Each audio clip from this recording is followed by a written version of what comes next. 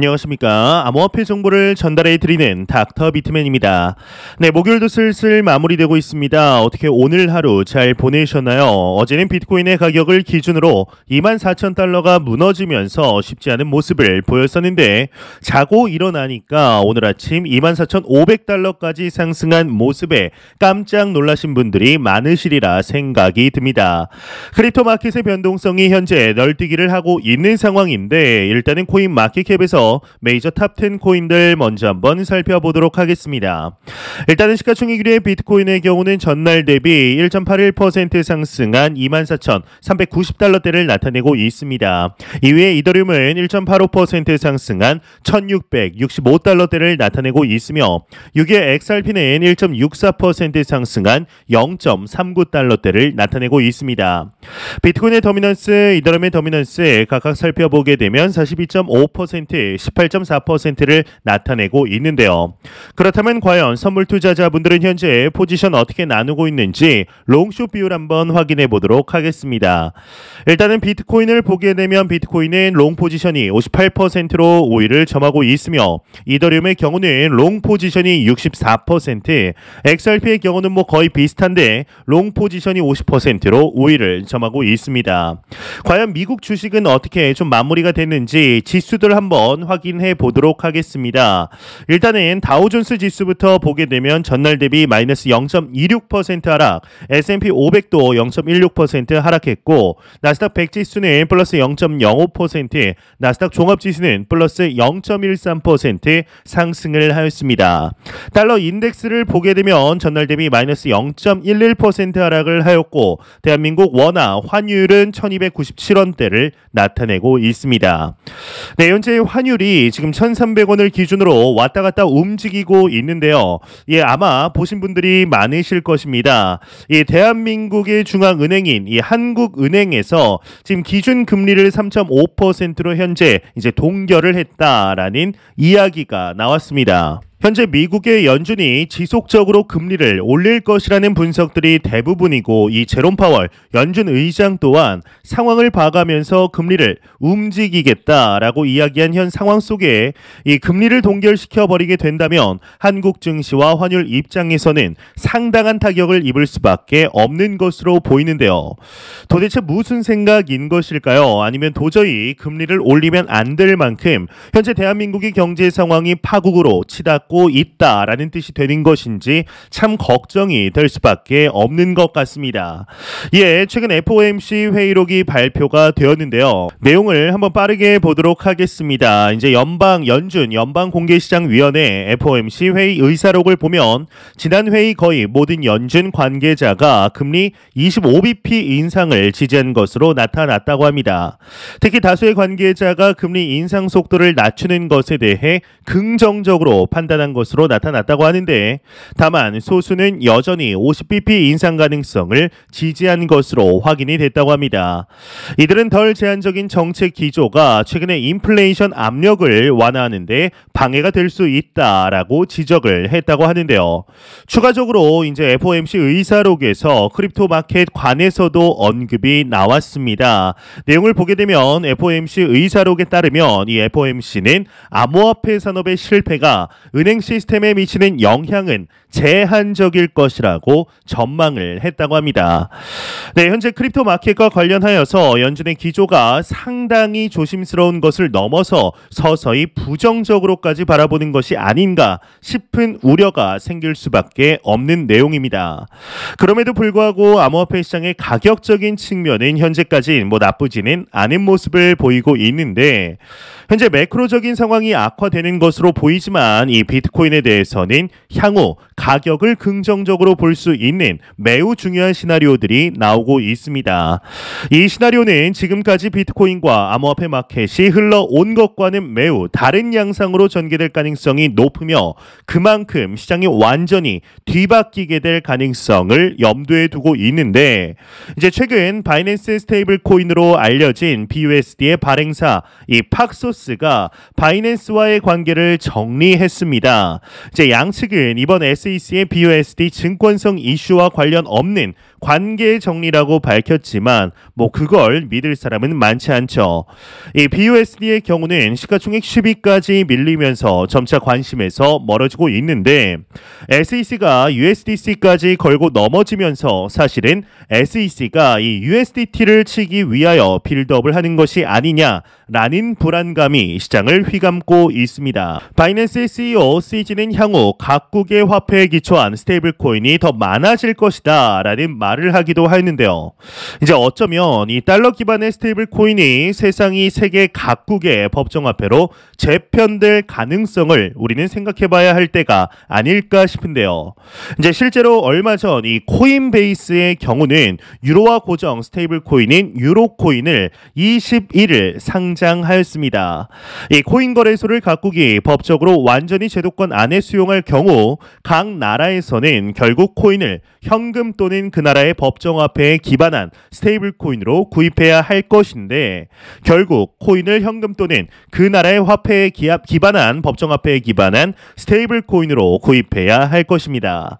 이러한 변화는 결국 글로벌 거래소의 새로운 결제 패권을 누가 가져가느냐라는 문제를 낳게 되는데요. XRP도 좋은 대안이 될 수 있겠지만 아마도 과거와 같이 코인마켓의 기축인 비트코인이 그 자리를 차지할 가능성도 매우 높죠. 이 비트코인은 라이트닝 네트워크를 통해 결제 수수료를 제로에 가깝게 만들어주며 결제도 빠르게 이루어질 수 있습니다. 이런 면에서 비트코인의 향후 수요는 더욱 커질 가능성이 높은 것인데요. 이제 현재 시간이 지나면서 홍콩의 크립토를 향한 구애의 손짓이 점차 강해지는 것도 매우 중요한 이슈가 될 것입니다. 이 중국 정부가 이에 대해서 암묵적인 지지를 하고 있는 상황이기 때문에 중국은 다시금 크립토 마켓에 매우 중요한 변수가 될 텐데 이 중국은 크립토에 대한 스탠스를 시기에 따라 달리 해왔기 때문에 100% 신뢰하기는 어렵습니다. 하지만 중국이 비트코인 채굴을 금지했고 1년여 만에 다시금 채굴이 시작된 것을 볼 때 중국 변수는 결국 호재로 작용할 가능성이 높은 상태다라고 볼 수 있습니다.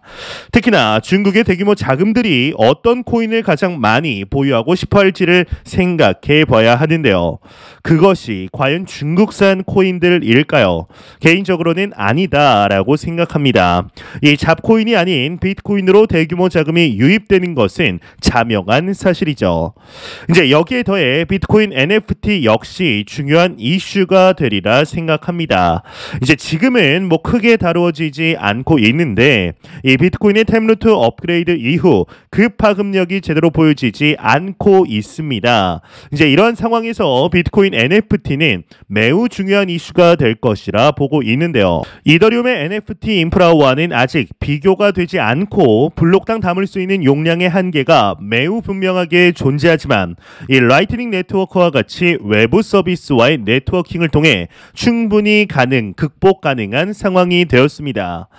NFT를 단순히 만드는 것이 이제 중요한 게 아니라 어떤 네트워크를 이용하고 어떤 스튜디오가 참여하느냐가 매우 중요한데요.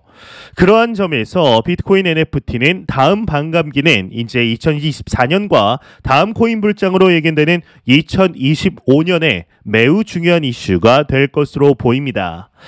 이제 이러한 소식들과 더불어서 매일같이 나오는 리플 XRP 관한 소식이 오늘도 또한 나왔습니다. 현재 리플사의 경우는 미 SEC와의 소송으로 힘든 시간들을 보내고 있는 와중 그럼에도 긍정적인 언급들이 지속적으로 나오고 있습니다. 이제 최근에 미 SEC와의 소송과 관련하여서 LBRY와 소송 중 이미 증권이 아니다라고 말한 전례가 생긴 만큼 XRP 또한 그러한 양상으로 흘러갈 가능성이 상당히 증가한 상황입니다. 이에 리플사가 하나 약 3천억 원의 합의가 가능할 것이라는 전망이 나오게 되었는데요. 자세한 내용 함께 보겠습니다. 네, 헤드라인을 보게 되면 리플 XRP 미증권 인정하면 SEC와 최고 2.5억 달러 합의 가능, 리플 승소 가능성이 높다. 헤드라인이 멋지게 장식이 되어 있습니다. 네, 22일 암호화폐 전문 매체 유투데이에 따르면 이 크립토로 설립자이자 리플의 시장에 우호적인 미국 암호화폐 전문 변호사 존 디튼이 리플랩스는 미국 증권거래위원회 SEC가 XRP가 증권이 아니라고 공개적으로 선언하는 경우 SEC에 1억에서 2억 5천만 달러를 지불하고 합의할 수 있다라고 트윗을 했다고 합니다. 다만 이 존 디튼은 SEC는 암호화폐와의 전쟁을 벌이고 있는 상황에서 이에 동의하지 않을 것이다 라고 봤다 이렇게 언급을 하고 있습니다. 이 밑에 내용들은 뭐 그리 중요한 내용이 아니라서 넘어가도록 하겠습니다. 네, 현재 시간이 지남에 따라 이 소송의 무게는 리플사 방면으로 상당히 넘어온 것을 확인할 수가 있습니다.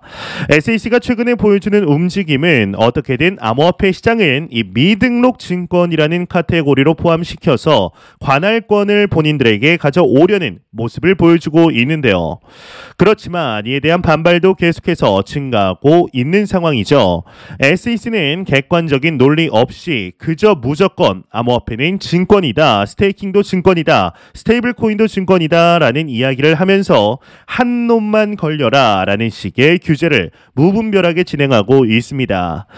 이는 얼마 전 미 상원위원회에서 개최한 청문회 당시만 하더라도 얼마나 SEC가 생각 없이 일 처리를 진행했는가를 충분히 알 수가 있었는데, 이미 여론은 리플사가 승소를 하여서 크립토 마켓의 관할권을 이 CFTC가 가지면서 다시 한번 부흥이 일어나기를 진심으로 바라고 있는 상태이죠. 이 미국에서의 혁신적인 움직임을 SEC가 막고 있다라는 것인데 그저 본인들의 이익을 위한 움직임 정도로 현재 치부할 수밖에 없습니다. 이제 개인적으로 보았을 때는 이러한 SEC와의 전쟁은 2023년 안에 모두 끝이 날 것이라 생각하며 이 전반적인 규제의 움직임들 또한 올해 안에 마무리될 것으로 보고 있습니다. 그때까지 우리가 해야 할 것은 이 지속적인 시장의 흐름을 읽고 강력하게 홀딩할 뿐인 것이죠.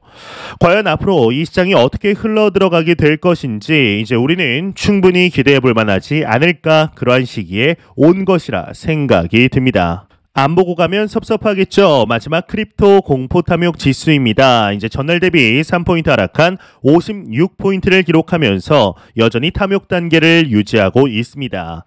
이 지수는 0이면 공포, 100이면 낙관을 의미하게 되는데요.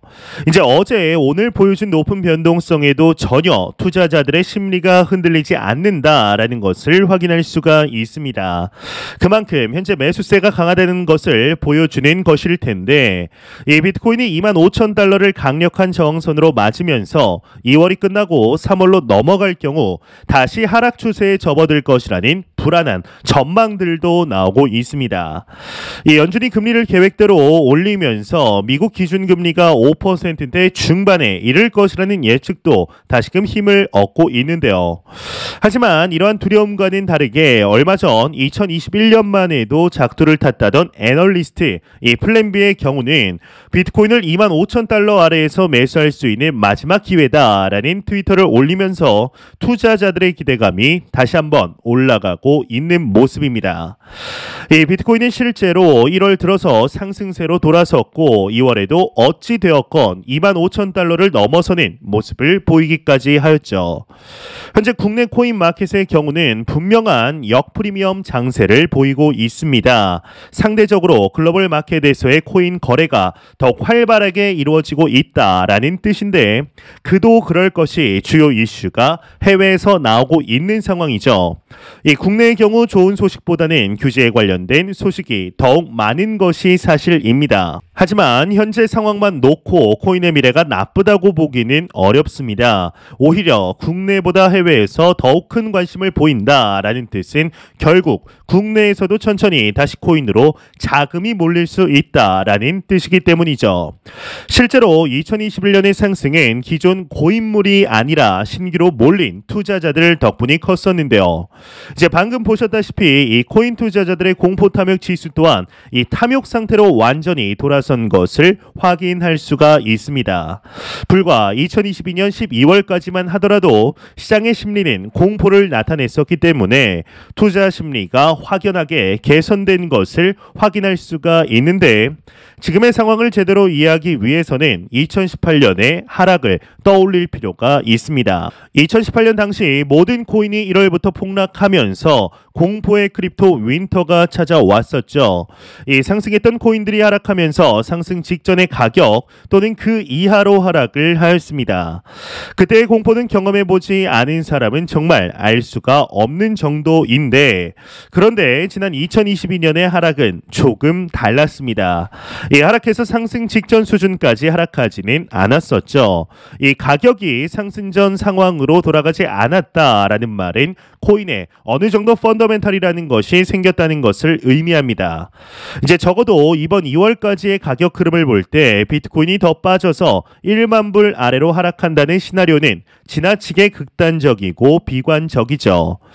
이 비트코인을 비롯해서 많은 코인들이 신규 비즈니스를 론칭하거나 준비 중이고, 그 변화의 속도가 과거에 비해 더욱더 빨라진 것을 확인할 수가 있습니다. 이 홍콩이나 두바이 같은 국가들은 크립토 패권을 빼앗기 위해 계속해서 변화하고 있는 상황인데요. 이러한 상황을 볼 때 이번 크립토 윈터가 이제 비관만 하기에는 여건이 너무 좋습니다. 수년 전만 하더라도 경제에 대해서, 투자에 대해서 이 부정적으로 바라보는 분들이 상당히 많았었죠. 이 주식하다가 패가 망신한다는 믿음이 가득했었는데, 하지만 지금은 시대가 달라지며 새로운 자산의 탄생 속에 우리는 살아가고 있습니다. 우리가 현재 투자하고 있는 자산, 이 크립토 마켓은 기회의 땅이며 이제 막 시작하는 시기에 우리는 투자하고 있습니다.